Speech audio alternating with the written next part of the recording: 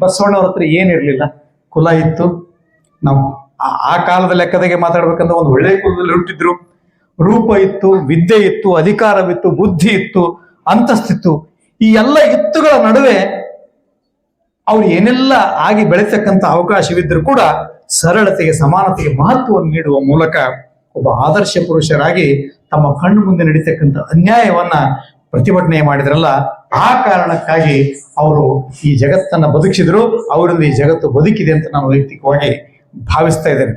ಅಂದ್ರೆ ಭಾರತದ ಸಮಾಜೋ ಧಾರ್ಮಿಕ ನಭೋಮಂಡಲ, ಈ ಭಾರತದ ಸಾಮಾಜಿಕ ಮತ್ತು ಧಾರ್ಮಿಕ ಆಕಾಶದೊಳಗ ಒಂದು ನಕ್ಷತ್ರವಾಗಿ ಹುಟ್ಟಿ, ಬಹುಶಃ ಒಂದು ಉನ್ನತ ಕುಲದಲ್ಲಿ ಹುಟ್ಟಿರ್ತಕ್ಕಂಥ ಬಸವಣ್ಣನಿಗೆ ಅದೆಲ್ಲ ಇದೆಲ್ಲ ಚರ್ಚಿತವಾಗಿರ್ತಕ್ಕಂಥ ವಿಷಯ. ಜನಿವಾರವನ್ನ ಅವರು ಹರಿದುಕೊಂಡು ಬಂದ್ರು, ಆ ಕರ್ಮಠವನ್ನ ಬಿಟ್ಟು ಬಂದ್ರು, ಅಲ್ಲಿ ಹೋದ್ರು, ಇಲ್ಲಿ ಹೋದ್ರು, ಕಲ್ಯಾಣಕ್ಕೆ ಬಂದ್ರು, ಕ್ರಾಂತಿ ಮಾಡಿದ್ರು, ಅವೆಲ್ಲ ತಮ್ಮ ಗೊತ್ತಾಗ್ತದೆ. ಇವತ್ತು ಇಂಥದೊಂದು ಕಾರ್ಯಕ್ರಮ ಮಾಡ್ಬೇಕಾದ್ರೆ ವಿಶ್ವರಾಧ್ಯರು ಡಿಜಿಟಲ್ ಮೂಲಕ ನಮ್ಗೆಲ್ಲ ಪಂಪ್ಲೆಂಟ್ ಕಳಿಸಿದ್ದಾರೆ, ನಿಮ್ಮ ಮನೆ ಮನೆಗೆ ಮುಟ್ಟಿಸಿದ್ದಾರೆ, ಅದು 10,000 ಜನಕ್ಕೆ ಫೋನ್ ಮಾಡಿ, ಇಷ್ಟೆಲ್ಲ ಮಾಡಿದ ಮೇಲೂ ಕೂಡ ನಾವು ಇಷ್ಟು ಸಂಖ್ಯೆಯನ್ನು ಸೇರಿಸಲಿಕ್ಕೆ ಸಾಧ್ಯ ಆಗಿದೆ. ಹೌದಾ? ಇದರಿಂದ ಏನು ಪ್ರಯತ್ನ ಅಂತ ಅನ್ನೋದು ಅದು ಗೊತ್ತದ. ಅದರಿಂದ ಏನು ಮುಳ್ಳು, ಅದ್ರಾಗ ಶಾಪುರದಂತ ಊರೊಳಗೆ, ದಯವಿಟ್ಟು ಯಾರು ತಪ್ಪು ತಿಳ್ಕೊಬೇಡ್ರಿ, ನಾನು ಶಾಪುರದವನ್ನೇ. ಶಾಪುರದಂತ ಊರೊಳಗ ಈ ರೀತಿ ಒಗ್ಗೂಡಿಸ್ತಕ್ಕಂಥದ್ದು ಬಹಳ ಕಷ್ಟ. 6 ಕಾರ್ಯಕ್ರಮ ಬೀಚಿಯವರು ಬರೀತಾರಲ್ಲ, 6 ಗಂಟೆಗೆ ಆಗಬೇಕಾಗಿದ್ದ ಕಾರ್ಯಕ್ರಮ ಅನಿವಾರ್ಯ ಕಾರಣಗಳಿಂದ 6 ಗಂಟೆಗೆ ಆರಂಭವಾಯ್ತು ಅಂತ ಬರೀತಾರೆ. ಭಾರಿ ಪಂಚ್ ಮಾಡ್ತಾರೆ. ಇರ್ಲಿ, ಈ ರೀತಿ ಕೂಡಿಸ್ತಕ್ಕಂಥದ್ದು ಇಷ್ಟು ಪ್ರಯತ್ನ ಮಾಡಬೇಕಾದ್ರೆ ಸಮೂಹ ಮಾಧ್ಯಮಗಳಿಲ್ಲದ ಕಾಲದಲ್ಲಿ, ಮೊಬೈಲ್ಗಳಿಲ್ಲದ ಕಾಲದಲ್ಲಿ, ದೂರವಾಣಿ ಇರಲಾರದಂತ ಕಾಲದಲ್ಲಿ, ಪತ್ರಗಳಿರಲಾರದಂತ ಕಾಲದಲ್ಲಿ, ಪಾರಿವಾಳಗಳ ಮೂಲಕ ಕೂಡ ಕಳಿಸಲಾರದೆ ಆಗಿರ್ತಕ್ಕಂಥ 900 ವರ್ಷಗಳ ಹಿಂದೆ ಉಡುತಡಿಯಿಂದ ಅಕ್ಕ ಮಹಾದೇವಿ, ಅಫ್ಘಾನಿಸ್ತಾನದಿಂದ ಮರಳಶಂಕರ ದೇವ, ಎಲ್ಲೆಲ್ಲಿಂದ ಜನ ಹರಿದು ಬಂತು. ಆ ಸಾಧನೆ ಅದಲ್ಲ. ಬಹುಶಃ ಯಾವ ತಕ್ಕಡಿಯಲ್ಲಿಟ್ಟು ಕೂಡ ಬಸವಣ್ಣನವರ ಸಾಧನೆಯನ್ನು ತೂಗಲಿಕ್ಕೆ ನಮ್ಮ ಕಡೆಯಿಂದ ಆಗ್ಲಿಕ್ಕೆ ಸಾಧ್ಯ ಇಲ್ಲ ಅಂತ ನಾನು ಭಾವಿಸ್ತೇನೆ. ಅಂದ್ರೆ ಆ ಜನಸಮೂಹ ಹರಿದು ಬಂದ ರೀತಿ ಹೆಂಗಿದೆ. ಕಾಶ್ಮೀರದ ರಾಜ ಬಂದಲ್ರಿ, ಹೋಳಿಗೆಯ ಮಾರಾಯ ಬಂದಿಲ್ಲಿ ಕಟ್ಟಿಗೆ ಮಾರಿದ. ಅಂದ್ರೆ ಯಾರು ಯಾವುದನ್ನ ಹೇಳ್ತಾರಲ್ಲ ಅವನಲ್ಲಿ ಅದು ಇದ್ರೆ ಮಾತ್ರ ಜನ ಅದನ್ನು ನಡ್ಕೊಳ್ಳಿಕ್ಕೆ ಸಾಧ್ಯ ಇದೆ. ಇದು ಬಹಳ ವಿಚಿತ್ರ. ನನ್ನ ಕೈಯಲ್ಲಿ ಸೇನೆ ಬಾಟ್ಲೆ, ಸಿಂಧಿ ಬಾಟ್ಲೆ, ನನ್ನ ಕೈಯಲ್ಲಿ ಹೆಂಡದ ಬಾಟ್ಲೆ ಹಿಡ್ಕೊಂಡು, ಒಂದು ಕೈಯಲ್ಲಿ ಸಿಗರೇಟ್ ಹಿಡ್ಕೊಂಡು, ಮತ್ತೊಂದು ಜೀವನೊಳಗೆ ಗುಟ್ಕ ಇಟ್ಕೊಂಡು ನೀವು ಯಾರು ಕುಡಿಬೇಡ್ರಪ್ಪ ಅಂದ್ರೆ ಯಾರು ಕೇಳ್ತಾರ ಮಾತನ್ನು? ಯಾವುದನ್ನ ಬಸವಣ್ಣ ಹೇಳ್ದ, ಯಾವುದನ್ನ ಬಸವಾದಿ ಶರಣರು ಹೇಳಿದ್ರು, ಅದನ್ನ ಅವ್ರು ನಡೆದು ತೋರಿಸಿದ್ರಲ್ಲ.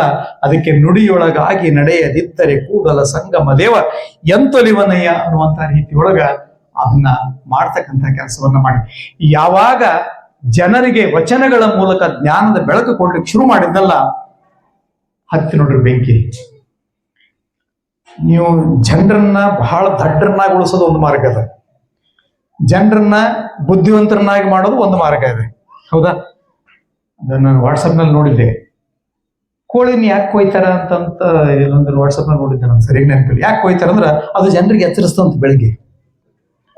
ಬೆಳಗಾಯ್ತು ಹೇಳ್ರಿ ಎಚ್ಚರಿಸ್ತದ. ಅಂದ್ರೆ ಎಚ್ಚರಿಸುವವರು ಈ ಜಗತ್ತಲ್ಲಿ ಬಹಳ ದಿವಸ ಇರಂಗಿಲ್ಲ. ಒಂದು ಮನೆಯೊಳಗೆ ಗಂಡ ಹೆಂಡತಿ ಜೀವನ ಮಾಡ್ತಾ ಇದ್ರು. ಗಂಡ ಹೊಲಕ್ಕೆ ಹೋಗಿದ್ದ. ಬಹುಶಃ ನಾ ಹಿಂದಿನ ಮಾತುಗಳು ಹೇಳ್ತೀನಿ ಗೊತ್ತಿಲ್ಲ, ಸರ್ ನೆನಪು ಮಾಡ್ಕೊಳ್ಳೋಣ. ಒಬ್ಬ ಆಗುಂತಕ ಮನೆಗೆ ಬಂದ. ಅವ ಯಾರಂತ ಗೊತ್ತಿಲ್ಲ. ಆ ಮನೆ ಯಜಮಾನ ಅಂದ್ರೆ ಮನೆಯಲ್ಲಿರ್ತಕ್ಕಂಥ ಹೆಂಡತಿಯ ಗಂಡ ಅವನು ಹೊಲಕ್ಕೆ ಹೋಗಿದ್ದ. ಅವನು ಬಂದು ಸೀದಾ ಏನ್ ಮಾಡದ ಅಂತ ಕೇಳಿದ್ರೆ ಅಕ್ಕ ಅಂದ. ಒಳಗಿದ್ದಕ್ಕಿಗೆ, ಒಳಗಿರುವಂತ ಹೆಣ್ಮಕ್ಳಿಗೆ ಅಕ್ಕ ಅಂತ ಕರೆದ. ಅಕ್ಕ ಅಂತ ಕರೆದ ತಕ್ಷಣ ಆಕಿ ಕನ್ಫ್ಯೂಷನ್ ಆಯ್ತು. ಇವನ್ ಇತ್ತಿಲ್ಲಿತನ ನೋಡೇ ಇಲ್ಲ, ಇವ ನನಗೆ ಅಕ್ಕ ಅಂತ ಇಷ್ಟು ಪ್ರೀತಿಯಿಂದ ಹೆಂಗ್ ಕರೀತಾನಂತ ಅಂದ್ಮೇಲೆ ಆಕೆ ಅನ್ಕೊಂಡ್ಳು, ಬಹುಶಃ ನನ್ನ ಗಂಡನ ಕಡೆಯಿಂದ ಏನಾರ ಸಂಬಂಧಿಕರಿರ್ಬೇಕು, ನನ್ನ ಗಂಡನ ಕಡೆಯಿಂದ ಇವ ಸಂಬಂಧಿಕರಿರ್ಬೇಕು, ಇವ ಮಾವ ಆಗ್ತಿರ್ಬೇಕು, ಈಕೆ ನನಗೆ ಅಕ್ಕ ಆಗ್ತಿರ್ಬೇಕು ಅಂತ ತಿಳ್ಕೊಂಡು, ಎಲ್ಲಿ ನನ್ನ ಗಂಡ ಬೈದಂದ್ರೆ ಹೆಂಗಂತ ತಿಳ್ಕೊಂಡು ನೀರು ಕೊಟ್ಲು, ಟಾವೆಲ್ ಕೊಟ್ಲು, ಚಹಾ ಮಾಡಿಕೊಟ್ಲು, ನಾಷ್ಟ ಮಾಡಿಕೊಟ್ಲು.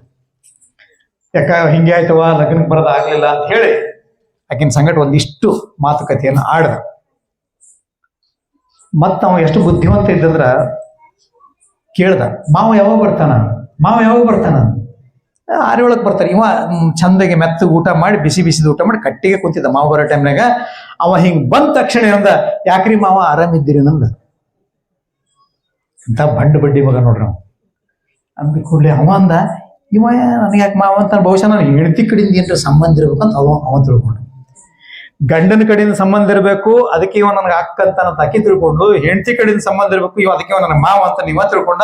ಅವ ಒಂದ್ ಏನು ಕೆಲಸ ಮಾಡ್ತಿದ್ದಂದ್ರ ಅವ್ರಿಬ್ರು ಒಂದಾಗ್ಲಾರ್ದಂಗ ನೋಡ್ಕೋತಿದ್ದವ.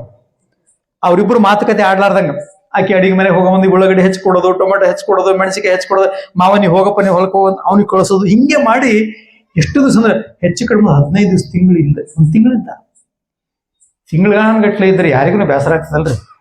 ಕಡೆಗೆ ಒಂದ್ ದಿವ್ಸ ಸಿಟ್ಟಿಗೆ ತಕ್ಕಿನಿ ಹೇಳ್ತೀನಿ ಕೇಳ್ಬಿಟ್ಲೆ, ಅಲ್ಲ ಬಂದು ಇಷ್ಟು ದಿನ ಆಗ್ತದೆ ಎದಕರ ಬಂದ ನಿಮ್ಮ ಮಳೆ ಅನ್ಲಕ್ಕೆ, ನನಗೇನು ಗೊತ್ತು ನಿನ್ ಕಡೆ ಸಂಬಂಧ ಇರ್ಬೇಕನ್ನ. ಇವ ಹೊರಗೆ ಅದನ್ನೇ ಕಾಯ್ತಿದ್ದ, ತನ್ನ ಚೀಲ ಕಟ್ಕೊಂಡು ಅಲ್ಲಿ ಹೊರಗೆ ಇರ್ತಿದ್ದ. ಯಾವಾಗ ಅವರಿಬ್ಬರಿಗೆ ಇವ ನನ್ನ ಕಡೆಯಿಂದನೂ ಸಂಬಂಧಿಕಲ್ಲ, ಇವ ನನ್ನ ಕಡೆಯಿಂದ ಸಂಬಂಧಿಕಲ್ಲ ಗೊತ್ತಾಯ್ತಲ್ಲ, ಇವ ಚಪ್ಪಲಿ ಹಾಕೊಂಡು ಜಾಗ ಖಾಲಿ ಮಾಡಿದ. ಯಾವಾಗ ಅಲ್ಲಿ ಜ್ಞಾನದ ಬೆಳಕು ಬಂತಲ್ಲ, ಇವ ಹೆಂಗ್ ಜಾಗ ಖಾಲಿ ಮಾಡಿದ, ಬಸವಣ್ಣನವರು ಯಾವ ರೀತಿ ವಚನಗಳ ಮೂಲಕ ಜ್ಞಾನದ ಬೆಳಕನ್ನು ಜಗತ್ತಿಗೆ ಕೊಡ್ಲಿಕ್ಕೆ ಶುರು ಮಾಡಿದ್ರಲ್ಲ, ಆ ಕಾಲದ ತುಳಿತಕ್ಕೊಳಗಾಗಿರ್ತಕ್ಕಂಥವ್ರಲ್ಲಿ ಒಂದು ಸ್ಪಾರ್ಕ್, ಒಂದು ಅದ್ಭುತವಾಗಿರ್ತಕ್ಕಂಥ ಜ್ಞಾನದ ಬೆಳಕು ಬಂತು. ಆವಾಗ ಪಟ್ಟಬದ್ಧ ಹಿತಾಸಕ್ತಿಗಳನ್ನ ಹೆಡೆಮುರಿಗೆ ಕಟ್ತಕ್ಕಂಥ ಒಂದು ಕೆಲಸವನ್ನು ಬಸವಾದಿ ಶರಣರ ನೇತೃತ್ವದಲ್ಲಿ ಆಯ್ತು ಅನ್ನೋದು ನಮಗೆ ಗೊತ್ತಾಗ್ತದೆ. ಇವತ್ತು ನೋಡಿದ್ರೆ ಶಹಾಪುರ ನಗರ ಒಂದರಲ್ಲಿ ಸುಮಾರು ಒಂದು 8-10 ಕಲ್ಯಾಣ ಮಂಟಪಗಳಿರ್ಬೇಕು ಶಹಾಪುರದಲ್ಲಿ. ಬೆಂಗಳೂರು ನಗರದಲ್ಲಿ ಸುಮಾರು 2,500 ಕಲ್ಯಾಣ ಮಂಟಪಗಳವಂತೆ ಯಾರೋ ನಮ್ಮ ದೇವಪತ್ರ ಬಂದು ಹೇಳ್ತಾ ಇದ್ರು. ಇಡೀ ಭಾರತಕ್ಕೆ ಹೋಲಿಸಿದ್ರೆ ಬಹುಶಃ ಆ ಸಂಖ್ಯೆ ಒಂದು 60-70 ಸಾವಿರ ಲಕ್ಷಗಟ್ಟಲೆ ಕಲ್ಯಾಣ ಮಂಟಪಗಳು ಇರ್ಬೋದು. ಆದ್ರೆ ಜಗತ್ತಿಗಿರೋದು ಒಂದೇ ಒಂದು ಅನುಭವ ಮಂಟಪ. ಇಡೀ ಜಗತ್ತಿಗಿರ್ತಕ್ಕಂಥ ಅನುಭವ ಮಂಟಪ ಒಂದೇ. ಅದರಂಥ ಇನ್ನೊಂದು ಮಂಟಪ ಇವತ್ತು ಇನ್ನೊಂದು ಇರ್ಲಿಕ್ಕೆ ಸಾಧ್ಯವಿಲ್ಲ, ಕಿತ್ತಲಾಗಿದಾವೆಲ್ಲ. ಪೂರ್ವ, ಪಶ್ಚಿಮ, ಉತ್ತರ, ದಕ್ಷಿಣ 4 ಬಾಗಿಲುಗಳಿಂದ ಎಲ್ಲ ವರ್ಗಗಳ ಜನರು ಬರಲಿ ಅನ್ನುವಂಥ ಆಶಯ ಬಸವಣ್ಣವ್ರಿಗಿತ್ತು ಅಂತ ಅನಿಸ್ತು. ಅದಕ್ಕೆ ಅದೇ ಸಂಕೇತವಾಗಿರ್ತದೆ. ಆ ರೀತಿಯಾಗಿ ಅನುಭವ ಮಂಟಪವನ್ನ ಕಟ್ಟಿರ್ತಕ್ಕಂಥ ಬಸವಣ್ಣವರು ಅಲ್ಲಿ ಚಿಂತನ ಮಂಥನ ಮಾಡೋ ಮೂಲಕ ಜನಸಾಮಾನ್ಯರನ್ನ ಬಡಿದೆಡಿಸುವಂತ ಒಂದು ಕೆಲಸವನ್ನ ಅವರು ಮಾಡಿದ್ದು ನಮಗೆ ಗೊತ್ತಾಗ್ತದೆ. ಇಷ್ಟೆಲ್ಲ ಆದ್ಮೇಲೂ ಕೂಡ ಬಸವಣ್ಣವ್ರನ್ನ ಮಹಾಜ್ಞಾನಿ ಅಂದ್ವಿ, ದಲಿತೋದ್ಧಾರಕ ಅಂದ್ವಿ, ಪತಿತೋದ್ಧಾರಕ ಅಂದ್ವಿ, ಸ್ತ್ರೀ ಸಮಾನತೆ ಅಂತಂದ, ಇವೆಲ್ಲ ಹೇಳಿದ್ರು ಕೂಡ ಇನ್ನೂ ಅವ್ರ ಬಗ್ಗೆ ಹೇಳೋದು ನಮಗೆ ಉಳಿದಿದೆ ಅಂತ ಅನಿಸ್ತದಲ್ಲ. ಅದಕ್ಕೋಸ್ಕರ ಅದು ಯಾವುದು ಉಳಿದಿದೆ ಅಲ್ಲ, ಅದು ಈ ಜಗತ್ತನ್ನ ನಮಗೆ ಬದುಕಿಸಿದೆ ಅಂತ ವೈಯಕ್ತಿಕವಾಗಿ ನಾವು ಭಾವಿಸ್ಬೇಕಾಗ್ತದೆ. ಬೇಡ ಅದಿರ್ಲಿ, ಆದ್ರೆ ಸಂಸ್ಕೃತ ಜನಕ್ಕೆ ಅರ್ಥವಾಗಲಾರಂತ ಭಾಷೆಯನ್ನ ಇಟ್ಟುಕೊಂಡು ಮಂತ್ರಗಳನ್ನ ರಚನೆ ಮಾಡಿ ಆ ಮೂಲಕ ಜನರನ್ನ ಶೋಷಣೆ ಮಾಡ್ತಕ್ಕಂಥ ಪುರೋಹಿತ ವರ್ಗವನ್ನ ಏನು ಬಸವಣ್ಣವ್ರು ಎದುರಿಸಿದ್ರಲ್ಲ, ಬಹುಶಃ ಆವತ್ತಿನ ಸಾಮಾಜಿಕ ಕಾಲಕ್ಕೆ ಅವ್ರು ಕೊಟ್ಟಿರ್ತಕ್ಕಂಥ ಬಹಳ ದೊಡ್ಡ ಕೊಡ್ಲಿ ಬಿಟ್ಟದ್ದು. ವಚನಗಳಿಗಾಗಿ ಕನ್ನಡ ಅಂದ್ರೆ ಎಂಥ ಕನ್ನಡ, ಅದು ಸರಳವಾದ ಕನ್ನಡ. ಕಳಬೇಡ, ಕೊಲಬೇಡ, ಖುಷಿಯ ನುಡಿಯಲು ಬೇಡ, ತನ್ನ ಬಣ್ಣಿಸಬೇಡ, ಇದ್ರು ಹಳಿಯಲು ಬೇಡ, ಇದೇ ಅಂತರಂಗ ಇದೆ ಶುದ್ಧಿ, ಇದೇ ಬಹಿರಂಗ ಶುದ್ಧಿ, ಇದೇ ನಮ್ಮ ಕೂಡಲ ಸಂಗಮ ದೇವರನ್ನು ಒಲಿಸುವ ಪರಿ ಅಂತ ಅಂದ್ರೆ, ಇದನ್ನ ಹೇಳಕ್ ಯಾರು ಕನ್ನಡ ಲೆಕ್ಚರರ್ ಬೇಕಾ, ಡಿಗ್ರಿಗಳ ಲೆಕ್ಚರರ್ ಬೇಕಾ, ಅಥವಾ ಯಾರಾದ್ರೂ ಪ್ರವಚನ, ಯಾರು ಬೇಕಾಗಿಲ್ಲ, ದೇವರಿಗೆ ಸಮರ್ಪಣೆ. ಅದಕ್ಕೆ ಯಾವಾಗ ಬಸವಾದಿ ಶರಣರು ವಚನಗಳನ್ನ ಕನ್ನಡದಲ್ಲಿ, ಸರಳ ಕನ್ನಡದಲ್ಲಿ, ಸರಳಾತಿ ಸರಳ ಕನ್ನಡದಲ್ಲಿ ಬರೆದ್ರಲ್ಲ, ಜನಕ್ಕೆ ಜ್ಞಾನದ ಒಳವು ಬರ್ಲಿಕ್ಕೆ ಶುರುವಾಯ್ತಲ್ಲ, ಅಲ್ಲೇ ಬಂದಿದ್ದ ದೊಡ್ಡ ಸಮಸ್ಯೆ. ಅರೆ ಈ ಬಸವಣ್ಣ ಹಿಂಗ್ ಮಾಡ್ದ, ಅಲ್ಲಿ ಹುಟ್ಕೊಂಡಿದ್ದೇ ಕೊಂಡಿ ಮನ್ಸಣ್ಣಗಳು, ಅಲ್ಲಿ ಹುಟ್ಕೊಂಡಿದ್ದೇ ಪಟ್ಟಭದ್ರ ಹಿತಾಸಕ್ತಿಗಳು, ಅಲ್ಲಿ ಹುಟ್ಕೊಂಡವ್ರೆ ಪುರೋಹಿತ ವರ್ಗದವರು ಅದನ್ನ ಮಾಡಿದ್ರು. ಬಹಳ ವಿಚಿತ್ರ ಅಂದ್ರೆ, ವಚನಗಳನ್ನ ದಿನ ಓದ್ರಿ, ಬದುಕಿನಾಗ ಅಳವಡಿಸ್ಕೊಳ್ರಿ, ನಿಮ್ಗೆ ಒಳ್ಳೇದಾಗ್ತಂದ್ರ ಹಂಗ್ರಿ ಅಂತಾರೆ. ವಿಶ್ವರದ್ದು ಇದೊಂದು ಬಹಳ ಸಮಸ್ಯೆ. ಎಷ್ಟು ಸರಳ ಚಂದ, ಬರೇ ಸುಮ್ಮನೆ ಕಳಬೇಡ ಕೊಲಬೇಡ ಅಂತಕ್ಕಂಥ ವಚನ ಮನೆ ಬರೋದು ಹಾಕೋರಿ, ದಿನ ಓದ್ರಿ, ಕೊನೆ ಪಕ್ಷ ಇದನ್ನ ಓದಕತ್ತಿನಲ್ಲಪ್ಪ ಅಂತಾರ ನಿಮ್ಗೆ ಜ್ಞಾನ ಇರ್ತದ ಅಂತಂದ್ರೆ ಹಂಗ್ರಿ ಹಂಗೇನ್ ಬದಲೇ ಇರ್ತಾನ ಮನುಷ್ಯ ಅಂತ ಕೇಳ್ತಾರ. ಕೆಲವು ಸಲ ಬಹಳ ಮಜಾ ಅದ. ಸೂರ್ಯನ ಕಿರಣ ಭೂಮಿಗೆ ಬರಲಿಕ್ಕೆ 7 ನಿಮಿಷ ಬೇಕಂತ ವಿಜ್ಞಾನಿಗಳು ಕಂಡುಹಿಡಿದಾರೆ. ಹೌದಾ? 1 ಸೆಕೆಂಡಿಗೆ 3 ಲಕ್ಷ ಕಿಲೋಮೀಟರ್ ಬೆಳಕಿನ ವೇಗ. 1 ಸೆಕೆಂಡಿಗೆ 3 ಲಕ್ಷ ಕಿಲೋಮೀಟರ್ ವೇಗದಲ್ಲಿ ಬೆಳಕು ಭೂಮಿಗೆ ಬಂದ್ಬೇಕಾದ್ರೆ, ಅದು ಭೂಮಿಗೆ ಬರ್ಲಿಕ್ಕೆ 7 ನಿಮಿಷ ಬೇಕಂದ್ರೆ ಅದನ್ನ ಕ್ಯಾಲ್ಕುಲೇಟ್ ಮಾಡಿ ನೋಡಿದ್ರೆ 13,80,00,000 ಕಿಲೋಮೀಟರ್ ಆಗ್ತದೆ. ಇದನ್ನ ಸರಳವಾಗಿ ಒಪ್ಕೊಂಡ್ಬಿಟ್ಟಿವಿ ನಾವು, ಪ್ರಶ್ನೆನೇ ಇಲ್ಲ. ಆದ್ರ ನಿನ್ನ ಜರ ಸುಣ್ಣ ಹಚ್ಚಿವಿ, ಜರ ಗಾಡಿ ಕುಂದ್ರಬೇಡ್ರಿ ಅಂದ್ರೆ ಹಿಂಗ್ ಕೈ ಬಿಟ್ಟು ನೋಡ್ತಾರೆ. ಸಮೀಪದ ಸತ್ಯಗಳನ್ನ ಟೆಸ್ಟ್ ಮಾಡಿ ಒಪ್ಕೊಂತೀವಿ, ದೂರದ ಸತ್ಯಗಳನ್ನ ಬಿಟ್ಟು. ಈ ವಚನಗಳ ಬದುಕಿನ ಹೆಬ್ಬಾಗಲ್ಲದವಪ್ಪ, ನಿಮ್ ಬದುಕಿಗೆ ಬಹಳ ಒಳ್ಳೇದಾಗ್ತದ, ನೀವು ಓದ್ಕೊಂತ ಹೋಗಂದ್ರೆ ಹಂಗೇಂಗ್ರಿ. ಇದು ಬಹುಶಃ ಜಾತೀಯತೆಯನ್ನು ಮೀರಿರತಕ್ಕಂಥ ಎಲ್ಲ ಮನುಷ್ಯರ ಒಂದು ದುರಂತ ಅಂತ ನಾನು ಈ ಸಂದರ್ಭದಲ್ಲಿ ಭಾವಿಸ್ತೀವಿ. ಅದಕ್ಕೆ ನಮ್ಮ ಈ ಶೋಷಣೆಯ ವಿರುದ್ಧ, ಸಂಸ್ಕೃತದ ವಿರುದ್ಧ, ಭಾಷೆಯ ವಿರುದ್ಧ ಅಲ್ಲ, ಸಂಸ್ಕೃತ ಭಾಷೆಯ ಮಂತ್ರಗಳ ವಿರುದ್ಧ ಬಸವಣ್ಣ ಕೈಗೊಂಡಿರ್ತಕ್ಕಂಥ ವಚನಗಳದ್ದು ಒಂದು ದೊಡ್ಡ ಸಾಮ್ರಾಜ್ಯ. ಸಾವಿರಾರು ಲಕ್ಷಾಂತರ ವಚನಗಳನ್ನು ಬರೆದ್ರು, ಸಿಕ್ಕಿದ 15,000 ಕೇಂದ್ರೀಯ ವಚನಗಳು ಹೇಳ್ತಾರೆ. ಅದಕ್ಕೆ ಆ ಶೋಷಣೆ ಅನ್ನೋದು ಹೆಂಗಿತ್ತು ಅನ್ನೋದಕ್ಕೆ ಬಹಳ ದೊಡ್ಡ ಪ್ರಮಾಣದ ಇತಿಹಾಸ ಅಲ್ಲಿ ಬರ್ತದೆ. ಅದಕ್ಕೆ ನಮ್ಮ ನಿಡಮಾಮಿಡಿ ಸ್ವಾಮಿಗಳು, ವೀರಭದ್ರ ಚನ್ನಮಲ್ಲ ಸ್ವಾಮಿಗಳು ಬಹಳ ಚಂದದ ವಚನ ಬರೀತಾರೆ. ಎಷ್ಟು ಅದ್ಭುತವಾಗಿದೆ ಅಂದ್ರೆ, ನೀನು ಇಲ್ಲಿಯವರೆಗೆ ಎಷ್ಟು ಕಾಯಿಗಳನ್ನು ಒಡೆದಿದ್ದಿ ಎಂದು ನಾನು ನಿನ್ನನ್ನು ಕೇಳುವುದಿಲ್ಲ. ನಾನು ಇಲ್ಲಿಯವರೆಗೆ ನೀನು ಯಾವ ದೇವರಿಗೆ ಎಷ್ಟು ಕಾಯಿಗಳನ್ನು ಒಡೆದಿದ್ದಿ ಎಂಬ ಲೆಕ್ಕವನ್ನು ನಾನು ಕೇಳುವುದಿಲ್ಲ. ಎಷ್ಟು ಕರ್ಪೂರವನ್ನು ಉರಿಸಿದ್ದಿ ಎಂಬ ಲೆಕ್ಕವನ್ನು ನಾನು ಕೇಳುವುದಿಲ್ಲ. ಎಷ್ಟು 100 ಸಲ ಪ್ರದಕ್ಷಿಣೆ ಹಾಕಿದ್ದಿ ಎಂಬ ಲೆಕ್ಕವನ್ನು ನಾನು ನಿನಗೆ ಕೇಳುವುದಿಲ್ಲ. ನೀನು ಪ್ರದಕ್ಷಿಣೆ ಹಾಕಿದ್ದು ಕೇಳಂಗಿಲ್ಲ, ನೀ ಕಾಯಿ ಒಡೆದದ್ದು ಕೇಳಂಗಿಲ್ಲ, ಅಥವಾ ನೀನು ಕರ್ಪೂರ ಉರಿಸಿದ್ದನ್ನು ಕೇಳೋದಿಲ್ಲ. ಆದರೆ ಕೇಳುತ್ತೇನೆ, ಆದರೆ ಒಂದು ಲೆಕ್ಕವನ್ನು ಕೇಳುತ್ತೇನೆ. ಧರ್ಮ ಮತ್ತು ದೇವರ ಹೆಸರಿನಲ್ಲಿ ಅದೆಷ್ಟು ಅಮಾಯಕರ ರಕ್ತ ಕುಡಿದಿದ್ದಿ ಎಂಬ ಲೆಕ್ಕವನ್ನು ಕೊಡು ನನಗೆ.